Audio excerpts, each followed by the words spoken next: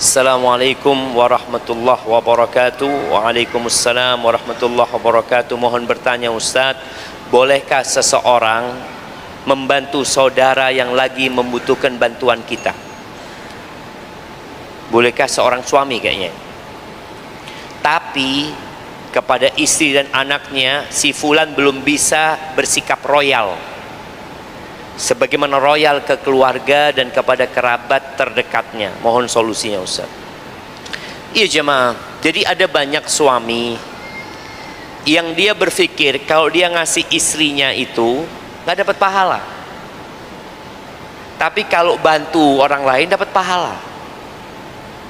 Maka ya secara ibadah dia berpikir gimana ana berbagi duit yang dapat pahala, padahal yang dia berikan kepada istrinya, kepada anaknya, kalau dia berharap pahala, dikasih pahala.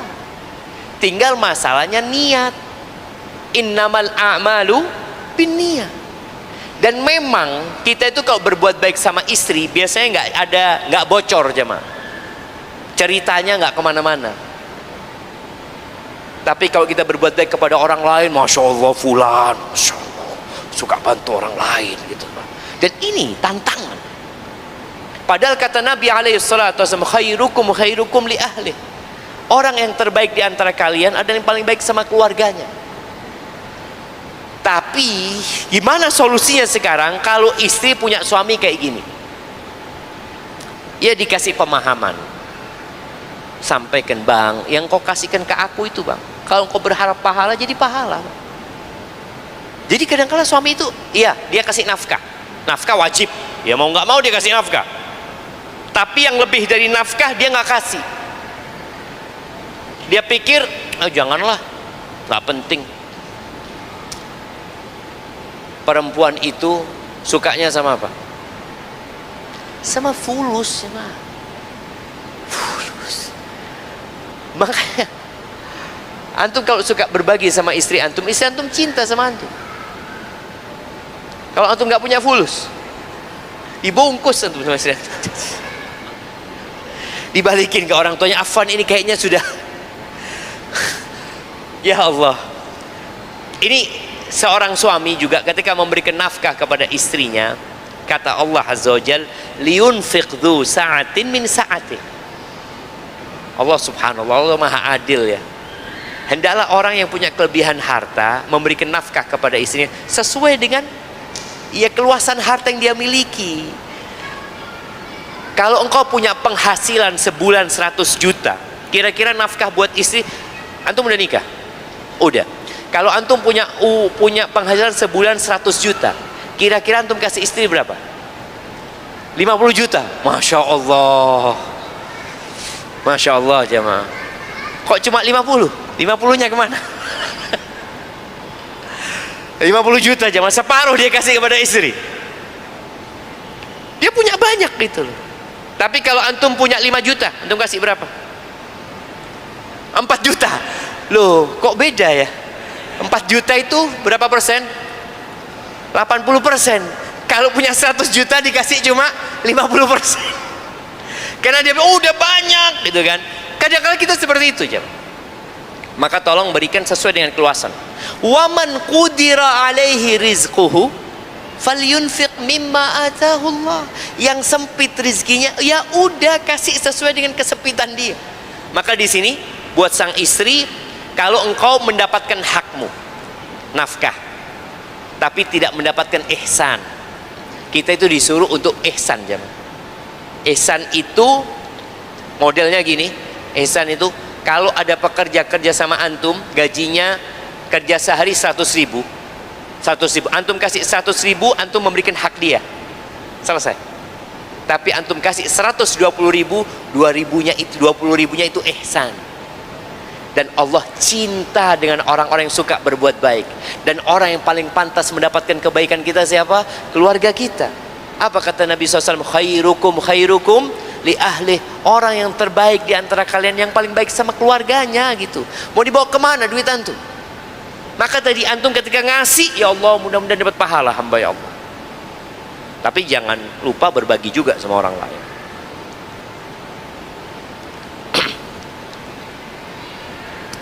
Saya seorang ibu dengan 2 anak. Satu wanita sudah menikah, satu laki-laki sudah bekerja. Anak-anak saya suka membelikan saya hadiah. Begitu juga saya juga suka memberikan hadiah. Saya alhamdulillah punya gaji. Mohon penjelasan Ustadz, apakah itu pahalanya sedekah atau hadiah? Jazakallah khair. Nah, ada perbedaan hadiah sama sodakoh. Tapi dua-duanya berpahala, asalkan niatnya benar. Rasulullah SAW tidak terima sodakoh, tapi beliau terima hadiah. Dan biasanya hadiah ini dari yang sepadan. Kalau sodakoh dari atas ke bawah, atau dari bawah ke atas juga disebut hadiah. Ada orang-orang di masa Nabi SAW seperti Salman Al-Farisi. Dia budak, dia nggak memiliki dirinya, tapi dia datang bawa hadiah buat Nabi SAW. Pahalanya tergantung niatnya. Yang jelas kita akan dapat pahala berbagi, berinfak. Dan bentuk infak itu macam-macam. Ada yang sodakoh, ada yang hadiah, ada yang wakaf ya. Dan Allah mengatakan lan tanalul birra hatta tunfiqu mimma tuhibbun. Kalian tidak akan mencapai tingkat bir, tingkat kebaikan itu sampai kalian menginfakkan apa yang kalian cintai. Boleh jadi tadi bentuknya ada yang sodakoh, ada yang hadiah, atau yang lainnya. Dan hadiah ini menumbuhkan cinta. Kata Nabi SAW, tahadu tahabu. Hendaklah kalian saling berbagi hadiah, karena itu akan menumbuhkan cinta di antara kalian. Dan kalau bicara cinta, cinta ini ternyata salah satu syarat keimanan, atau untuk mencapai tingkat kesempurnaan iman. Yang kata Nabi SAW, la yu'minu ahadukum hatta yuhibba li akhi ma yuhibbu li nafsihi. Tidak beriman seorang di antara kalian sampai dia mencintai saudaranya seperti mencintai diri dia sendiri. Barakallahu fikum. Assalamualaikum warahmatullahi wabarakatuh. Izin bertanya Ustaz. Contoh, semisal anak yang disayang orang tua, rumah sebagai tempat untuk pulang, tetapi anak lebih memilih untuk tidak pulang dikarenakan 5 orang anak terlalu banyak tuntutan dari orang tua, sehingga anak enggan untuk pulang ke rumah beberapa hari, bahkan memilih untuk tidak tinggal lagi satu rumah karena anak sudah tidak tahan atau sudah tidak tahan dengan tuntutan orang tua. Apakah solusi yang baik Ustaz? Mohon penjelasannya. Terima kasih Ustaz. Oh, jadi ini kayaknya anaknya itu nggak males pulang karena orang tuanya banyak tuntutan. Jadi ahibati fillah, hidup ini pengabdian kepada Allah Azza wa Jalla. Dan kita tahu perintah pertama itu tauhid, mengabdi kepada Allah. Wa qada rabbuka alla ta'budu illa iyyahu wa bil walidaini ihsana. Kemudian berbuat baik kepada orang tua. Dan orang tua ini pintu surga yang paling indah. Meraihnya capek, lelah. Antum diuji sama orang tua, banyak tuntutan ini itu. Ya antum tetap berbakti sama orang tua. Perlu kesabaran. Karena ya kalau niatnya adalah kesenangan dunia, ya antum malas, capek. Tapi kalau niat antum keselamatan di akhirat, antum akan tetap berbakti sama orang tua. Walaupun orang tua kafir pun kita disuruh berbakti. Orang tua yang maksa anaknya untuk keluar dari Islam, tetap anak berbakti sama orang tua. Sampai Allah katakan, wa in jahadaka ala an tusyrika bima laysa laka bihi ilmun fala tuti'huma. Kalau kedua orang tuamu memaksamu untuk keluar dari agama Allah ini, untuk melakukan kesyirikan, jangan taat. Wa sahibhuma fid dunya ma'rufah, tapi dampingi keduanya dalam kehidupan dunia ini dengan cara yang baik. Selama tuntutannya itu omongan, ya ketika dia minta ini minta itu, iya ayah doakan ya, ayolah dibantu ayah, ibu dibantu anak. berdoa minta sama Allah Subhanahu wa taala. Karena yang ngasih rezeki itu Allah. Anak kalau punya, anak akan berikan, tapi bantu dengan doa. Jadi mungkin omongan-omongan seperti itu yang membuat orang tua jadi lebih dekat juga sama Allah. Terkadang orang tua kita itu ingin dimengerti, terutama yang beliau inginkan, walau hal itu tidak yang anaknya inginkan atau harapkan. Intinya berbanding terbalik dengan yang diinginkan antara orang tua dan anak. Bagaimana kita sebagai seorang anak jika kita lebih memilih apa yang kita inginkan? Apakah kita termasuk anak yang tidak nurut kepada orang tua? Mohon penjelasan. Tergantung masalah apa. Kalau masalahnya ini berkaitan dengan masa depan anaknya, maka anak lebih berhak menentukan masa depannya. Untuk menikah umpamanya, bapaknya ngomong, nah, gua kawin sama fulan. Ayang, anak nggak cocok sama fulana. Kata bapak sudah cocok. Bismillah, bapak yang nikahilah. Anak mau cari yang lain gitu. Loh, yang cocok bapaknya yang mau nikah anaknya. Yang mau hidup siapa? Anaknya gitu. Sedangkan dia merasa nggak cocok. Ada orang, oh durhaka, enggak. Ini orang juga harus paham. Tidak semua keinginan orang tua itu harus dituruti. Apalagi berkaitan dengan masa depan anaknya yang akan menjalani anaknya. Bapaknya mati, ini anak akan hidup sama laki-laki ini. Kalau perempuan. Makanya dalam agama kita yang udah kita bahas di fiqhul usrah, nggak boleh bapak maksa anaknya yang udah dewasa untuk menikah. Nggak boleh. Dan anak itu juga nggak durhaka ketika nggak nurut sama orang tua. Pernah ada seorang wanita yang datang kepada Nabi alaihissalatu wasallam mengatakan, ya Rasulullah, ini bapakku menikahkan aku dengan sepupuku tanpa keridhaanku. Nabi gak mengatakan yang kau harus berbakti sama orang tua. Tidak. Dipanggil orang tuanya, jangan kau nikahkan. Anak mau punya hak. Jadi bukan anak ini, ya kita berbakti semaksimal mungkin, tapi ada perkara-perkara yang memang gak mungkin kita nurutin orang tua, nggak apa-apa gitu, dan nggak dikatain durhaka. Apalagi kalau maslahatnya bukan maslahatnya orang tua, maslahatnya anak. Tapi kalau berkaitan dengan maslahat orang tua, ya nggak ada masalah. Ada seorang ibu ya, Anda dengar cerita di mana lupa. Ibu ini dari Madura, punya anak 7. 6 anaknya itu menikah dengan selain orang Madura.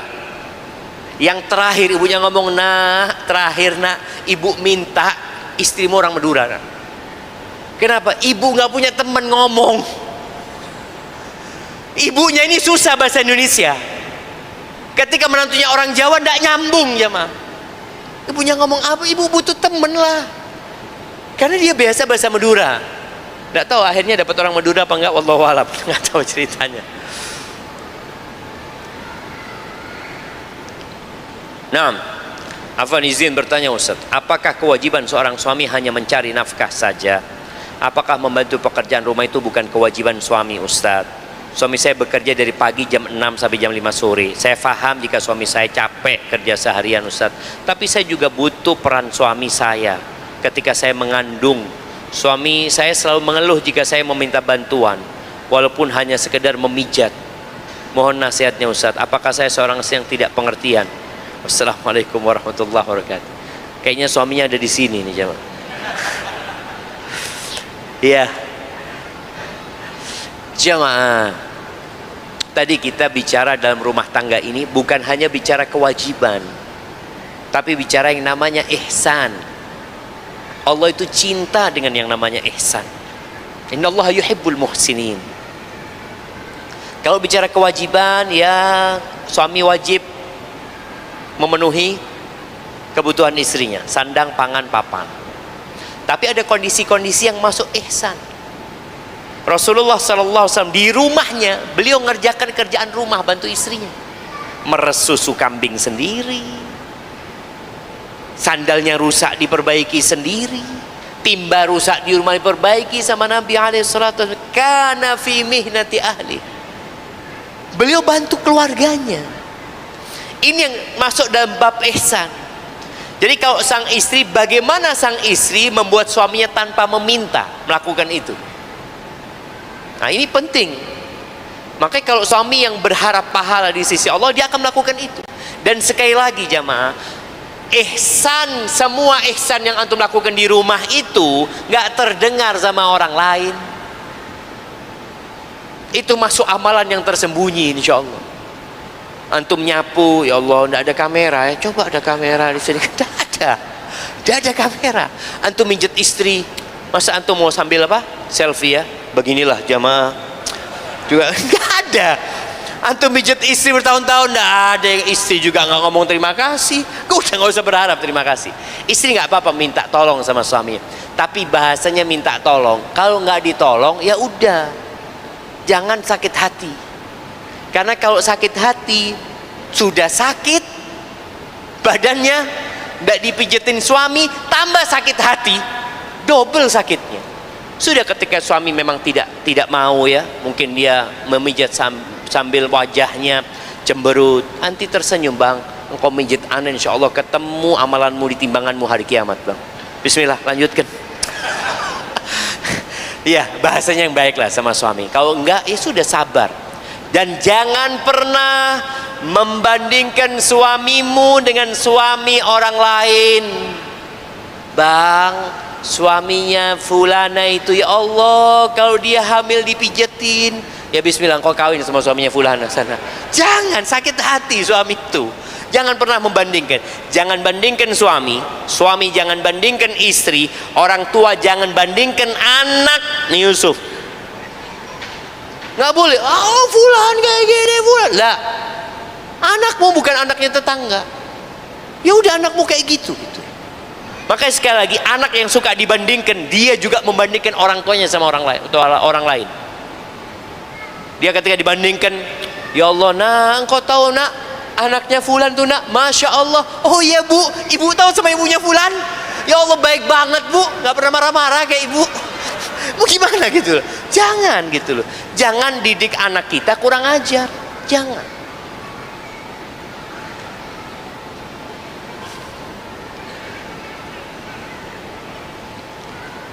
Bismillah Ustaz, apakah kita ikut berdosa tatkala membantu seseorang hutang atas nama kita yang hutang tersebut mengandung riba? Oh iya, kalau mengandung riba berarti antum termasuk tolong menolong dalam kemurkaan kepada Allah Azza wa Jalla. Kalau mau bantu dia utang ya tanpa riba, nggak apa-apa, antum jadi penjaminnya. Tapi kalau sudah riba, antum dapat bagian dari dosanya. Bagaimana apabila seorang ayah belum pernah berkurban, yang berkurbankan anaknya, namun justru bersikukuh mengkorbankan cucunya, padahal anaknya sendiri sejak lahir belum pernah sama saya dikorbankan? Syukran Ustaz. Nggak apa-apa untuk nggak dikorbankan. Ini loh jamaah, jangan hasud, jangan iri. Kita kalau melihat kepada nikmat orang lain, kita akan iri.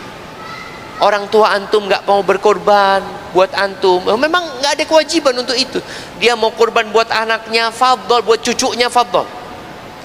Kita itu juga kadang-kadang orang tua kita ini punya cucu banyak, cucu dari kita, cucu dari kakak kita, cucu dari saudara kita. Kadang-kadang orang tua kita berat sebelah kepada salah satu cucunya, seperti itu, yang menyebabkan anak ini sakit hati. Ini bapak kok jangan.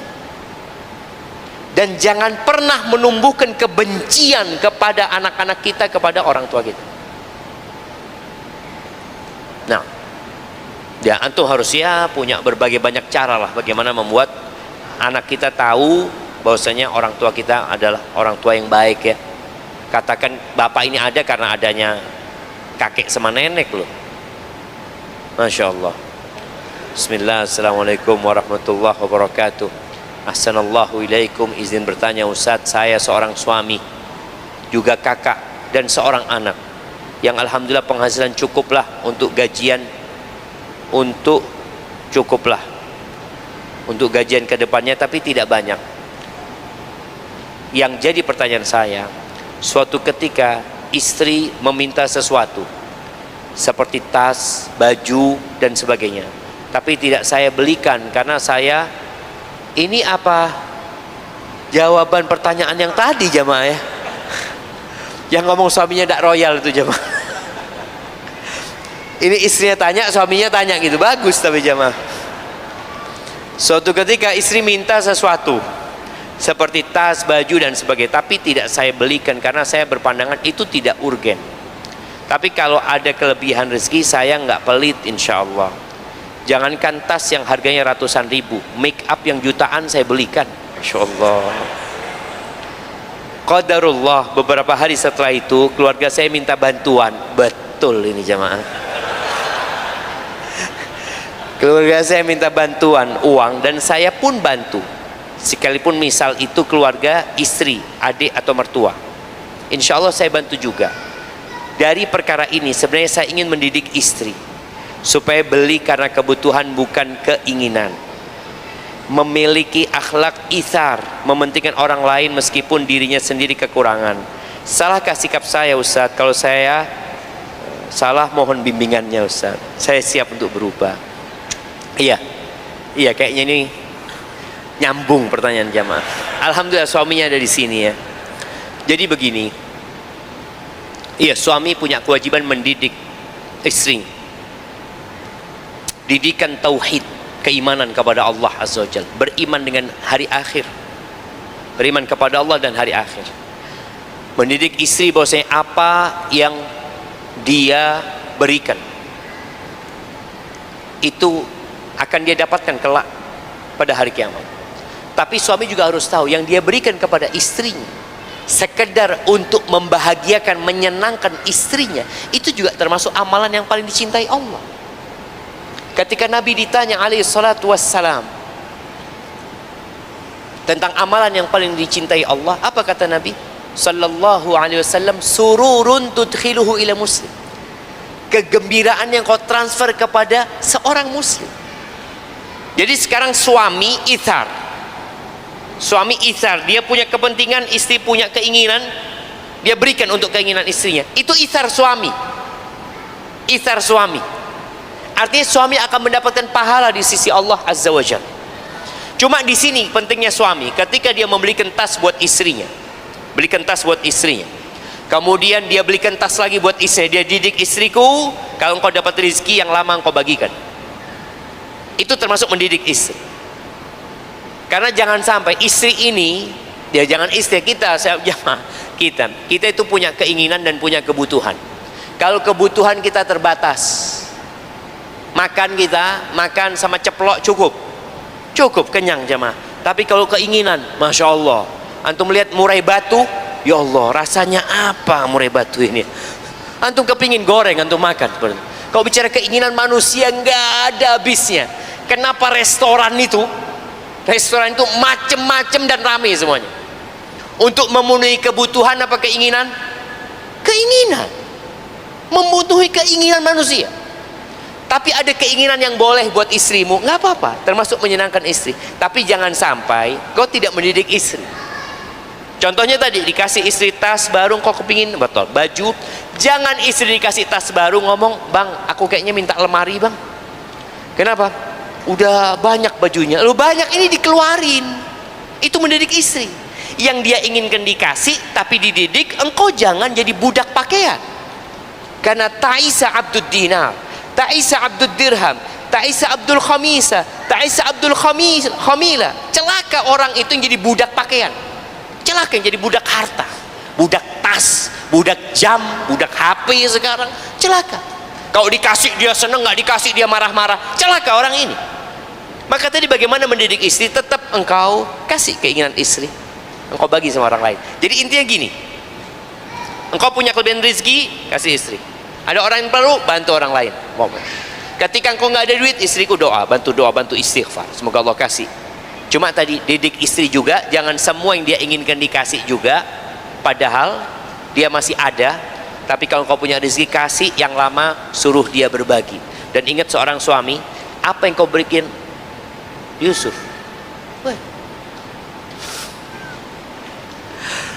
Iya, jangan sampai akhirnya istri jadi jadi materialistis ya, enggak. Engkau perlu didik istri dengan cara baik, tapi ada hal-hal yang untuk kesenangan istri bisa engkau berikan dan engkau berharap pahala kepada Allah Azza wa Jalla, tetap dapat pahala insyaallah.